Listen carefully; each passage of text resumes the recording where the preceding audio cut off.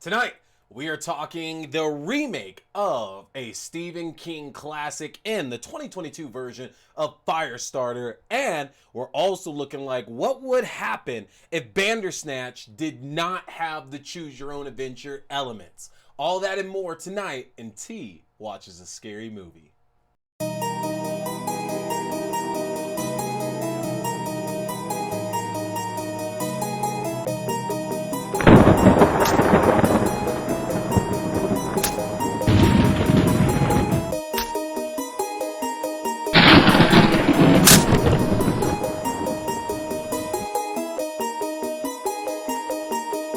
Hello, everybody, and welcome to another brand new episode of T Watches a Scary Movie. I, of course, am T, and we're talking scary movies. I appreciate you tuning in. New episodes go up every Wednesday night. The video version that hopefully you're watching and seeing my handsome face here right now, 8:30 p.m. Mountain Standard Time every Wednesday night on the YouTube page, which is youtube.com/C/Theron Reynolds Scary Movie. Again, that's youtube.com/C/Theron Reynolds Scary Movie to see the video version.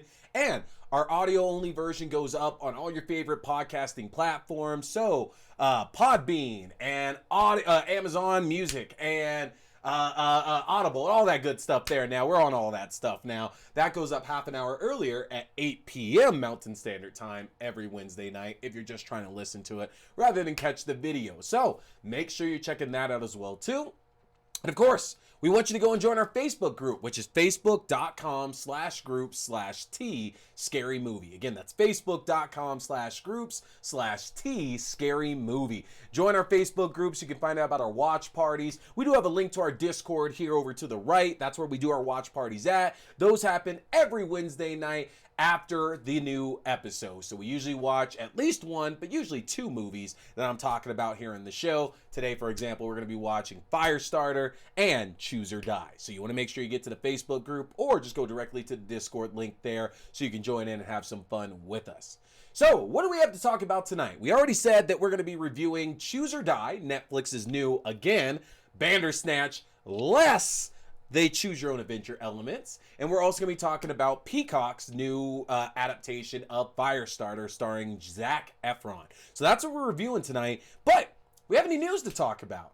Well, Evil Dead the Game just released this past Friday in all of its deadite, limb-cutting off glory. And folks, I have not had much of a chance to play it. My work schedule has been insane over the last few weeks here, but it's starting to slow down here. I got like a couple of weeks left and I can really get into the meat of things. So I'm going to be reviewing Evil Dead the Game, and I think I said it was going to be a part of next week where I was going to be talking The House on Sorority Row and The Hitcher. That's going to be in our Classics week.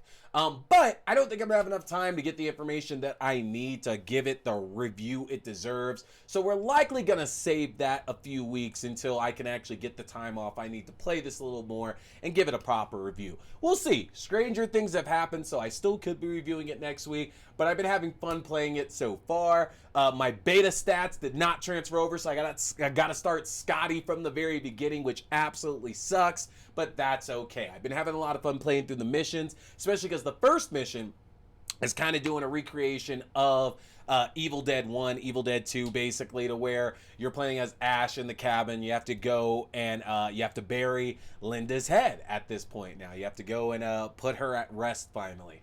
And so I got to play a little bit of that. Still haven't been in it yet because I just haven't had the time. But I am looking forward to putting some time into Evil Dead, the game, which has been awesome. And everybody has been playing that from what I've been seeing.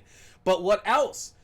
This week, they finally released the trailer for Prey, the upcoming Predator, I would say prequel, but I don't think it really matters because it's not like any of these Predator films like tie into each other, with the exception of like Aliens vs. Predator and then Alien vs. Predator Requiem. Those are like the only movies that actually have direct ties that have to do with any kind of timing.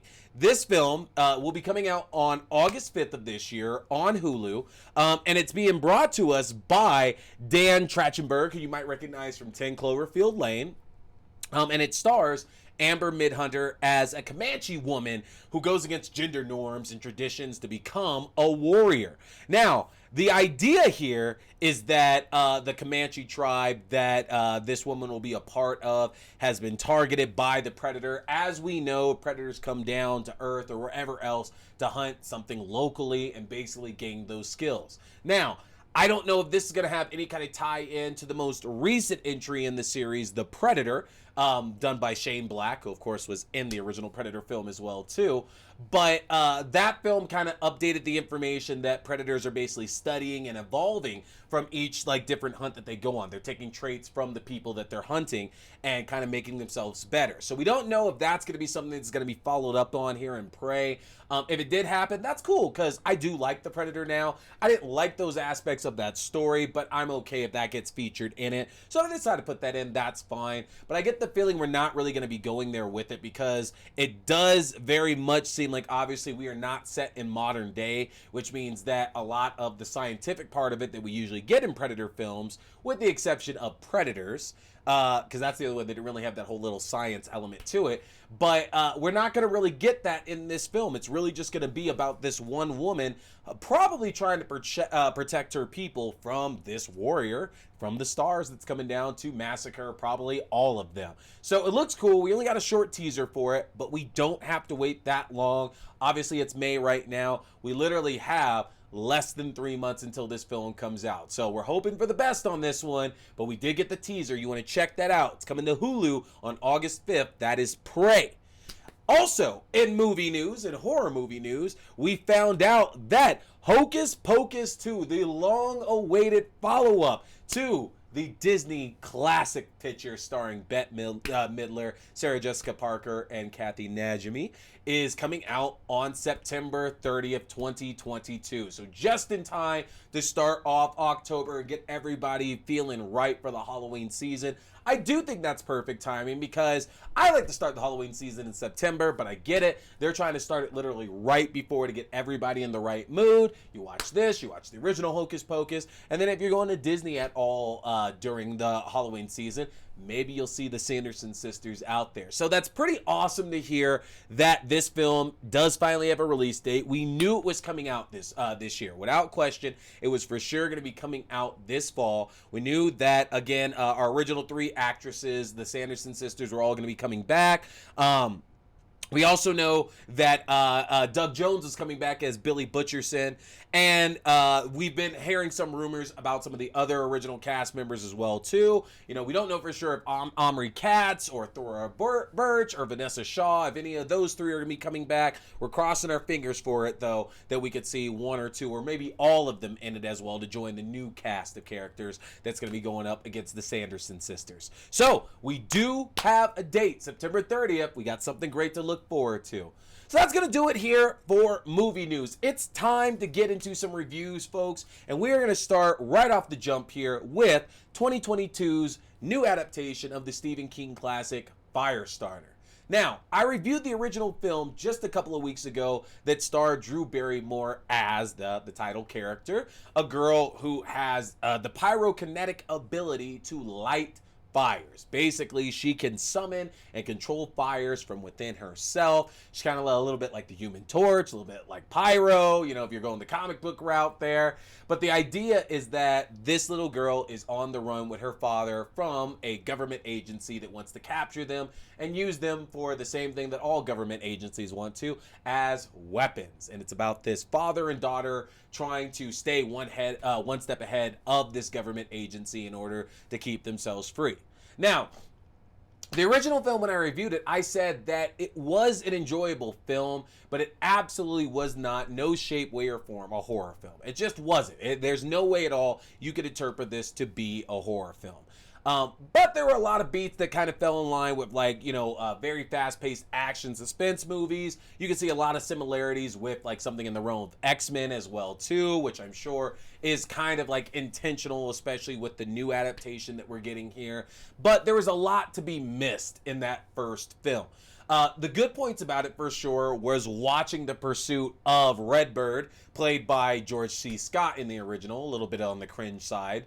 We love George C. Scott, but just a little bit cringe to see somebody like him playing the character of Redbird, who is this Native American assassin. It just doesn't seem right, if you catch my drift of what I'm going for. And here in the remake, we've kind of updated a lot of these story points. So we're still following this family. Andy McGee, played by Zac Efron, his wife Victoria, played by Sydney Lemon, and then their daughter Charlie, played by Ryan Armstrong. This family is currently on the run from this government agency, the Shop. Now, the idea is that Andy and Vicky both participated in this study back in college, to where they basically had changes made to them, so they are both given powers. Andy and Vicky both are telekinetics, so they can move things with. Andy is a telepathic, so he can read your mind, and he can also implant thoughts into your mind as well too. Whereas Vicky is a telekinetic, to where she can use her mind to move things. So the two of them had these powers, and through the two of them having a child, Charlie seems to have been given these new powers of pyrokinesis, which basically means she can start fires. Now, right off the jump, the story's not really going to change that much here, okay? And I'm not really going to reference the book at all, because the thing is, I've never read the story, and so I can't really comment on how accurate the story is to, or how accurate the films are to the story.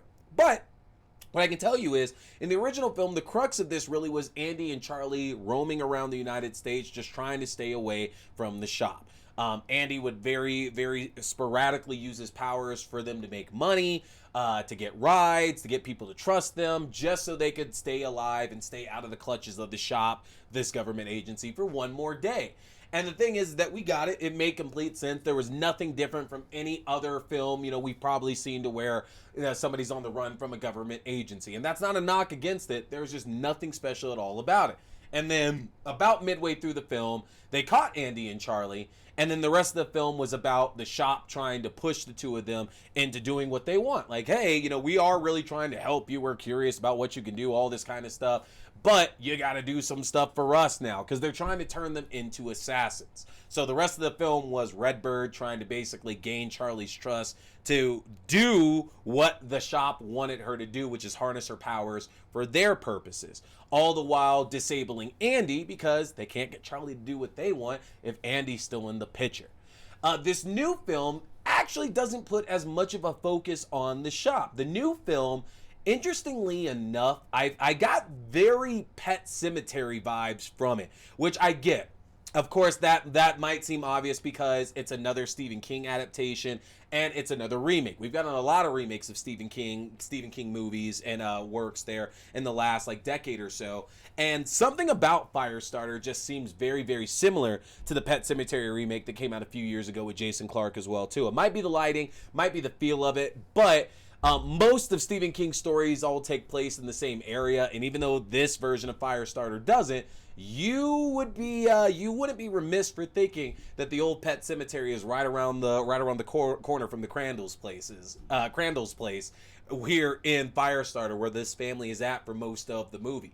Now, they chose this time to instead focus more on the relationship between Vicky and Andy and Charlie. Because if you recall, Heather Locklear played Vicky in the original film, and she wasn't really featured that much in the film. It was kind of one of her first roles that she had. But in this one, Vicky is actually one of our lead characters. She actually has a significant amount of time in the film, and her story is actually kind of really important to Charlie's.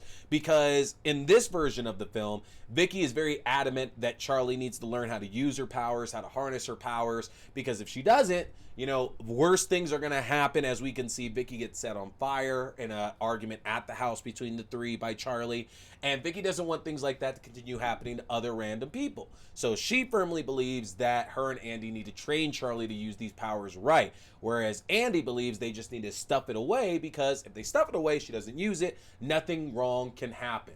But as we know from the original film, and as we can assume, because of course it's a Stephen King story, there's no way that that's going to work. Just keeping it hidden down and trying to stay ahead of this agency. That's just not going to work. That's not going to cut the mustard in the least bit. And of course, the shop finds out where Andy, Charlie, and Vicky are, and they decide to activate telekinetic assassin John Redbeard to find them and bring them back to the shop.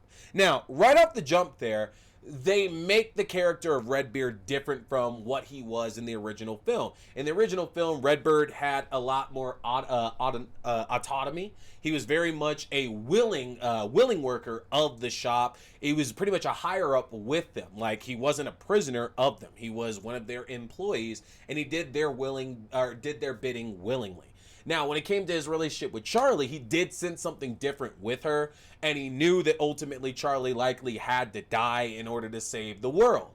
This version plays it up a little bit differently. This version decides to go the route that all of these people that the shop have experimented on have some kind of connection with each other. Now, that doesn't mean that they're not going to hurt or harm each other in the least bit, but they all seemingly have some kind of connection to each other to the point to where, you know, like we talk about, and I hate using X-Men for it, but X-Men makes the most sense, but like, we're fellow brothers, we're fellow sisters, you're my mother, you're my daughter, things like that. And that's a big part of this film, is that we're shown that Charlie herself has so much importance to her.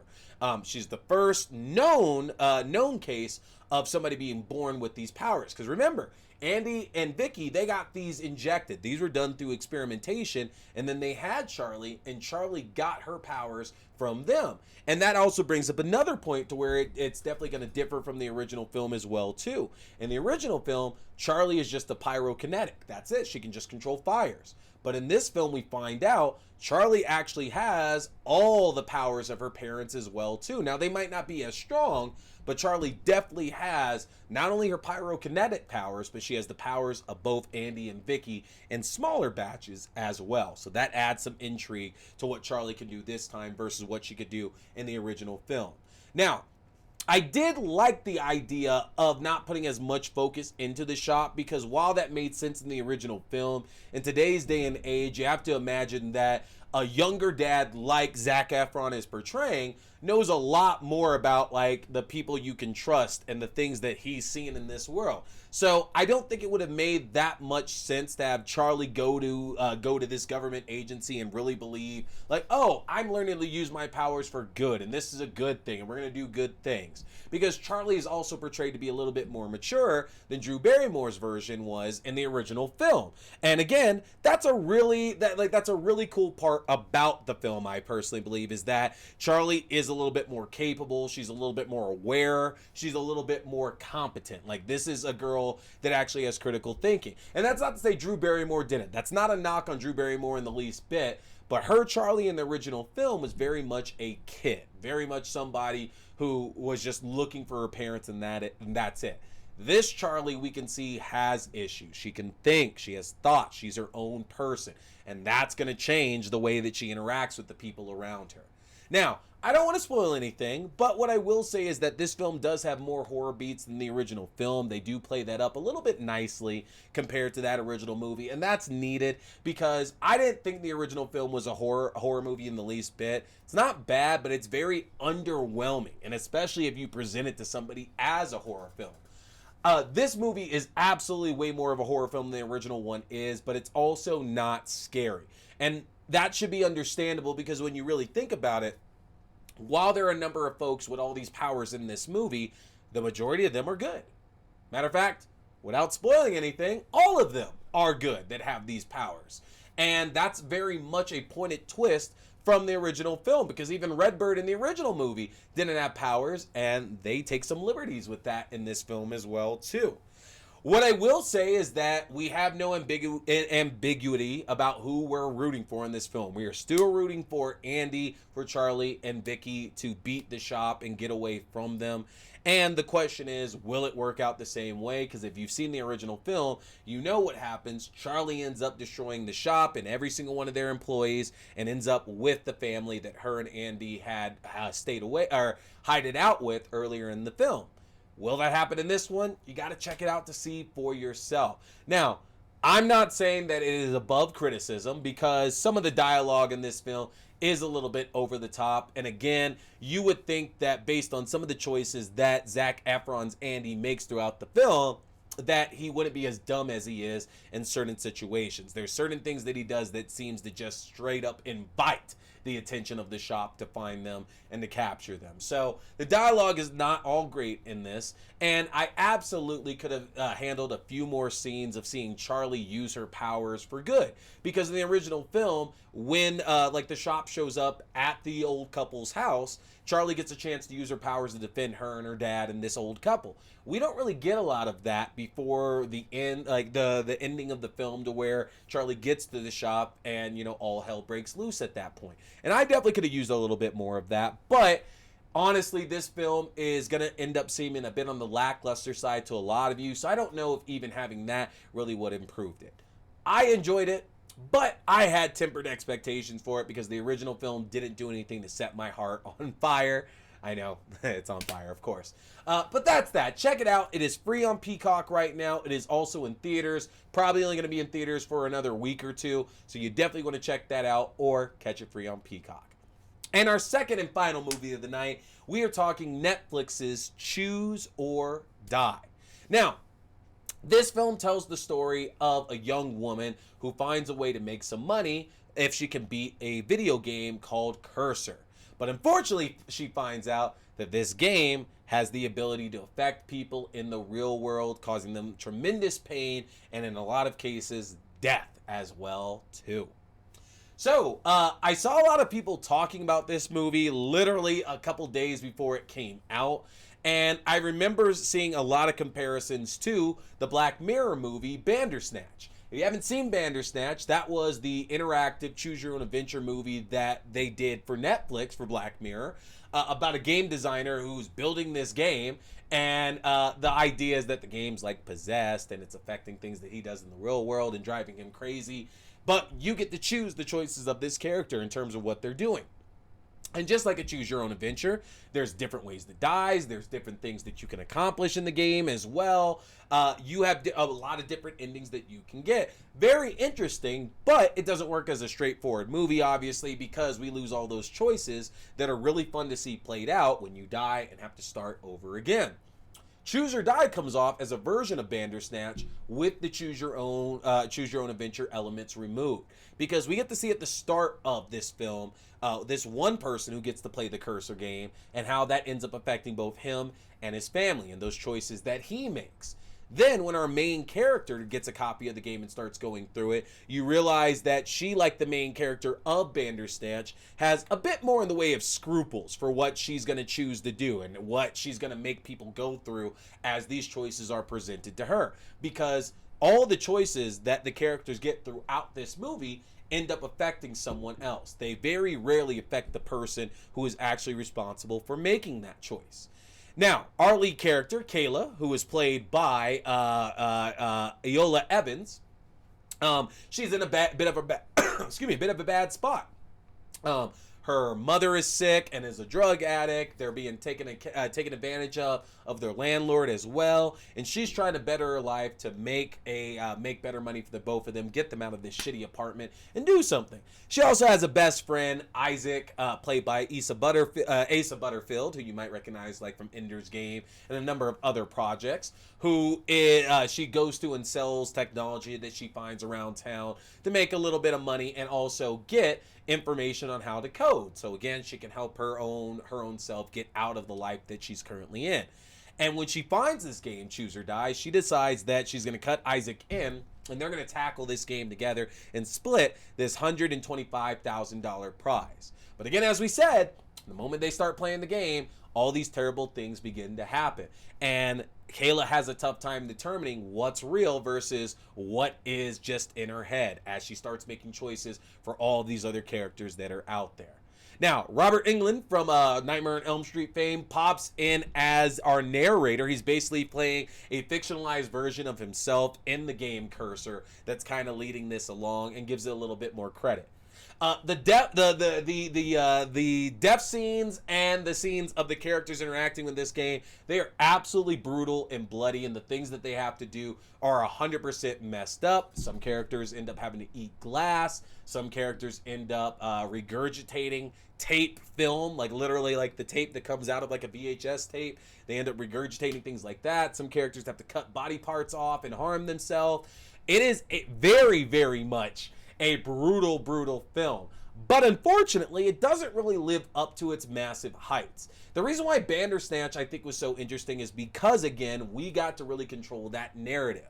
In this, to where we're seeing the same kind of story really being presented, but that choice is taken away from us, we're then left with some of the bad choices that these characters are making. And there are some bad choices, like in every horror movie, that end up getting made. And unfortunately, that ends up just being a bit on the infuriating side in some of these scenes, to where it's not believable. And then on top of that, the characters are just making a lot of situations worse for themselves.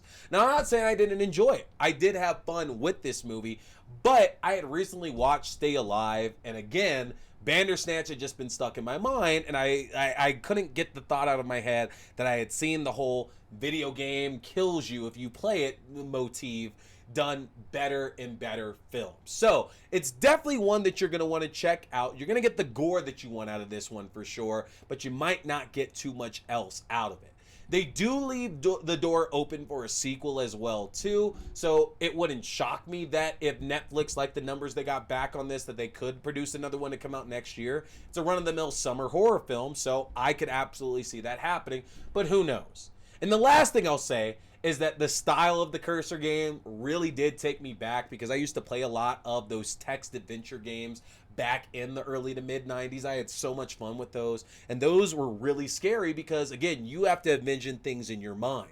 And so the idea of that kind of game being responsible for killing these people, yeah, I was really into that. I really enjoyed that quite a bit. So that is it there. You can check out, again, Choose or Die on Netflix. You can check out Firestarter on Peacock. You want to make sure to check those out. Don't forget, next week, you want to come back because we are in our Classics week again, and we are talking the original House on Sorority Row, and we're talking The Hitcher. Two great movies to keep on getting us into another summer of horror. And I'm still keeping up with my 365 days of horror, folks. I just got done watching The Sadness the other night. Oh man, that is a zombie movie that is absolutely depraved. It is on Shudder. Check it out if you can. If you make it past the first kill, you'll make it through the rest of the movie. I had to watch it in 2 different spurts. But that's going to do it for me, folks. Get to the Discord or get to the Facebook group to where you can find more information on Join the Discord. My name is T. We've been talking scary movies. Stay scared.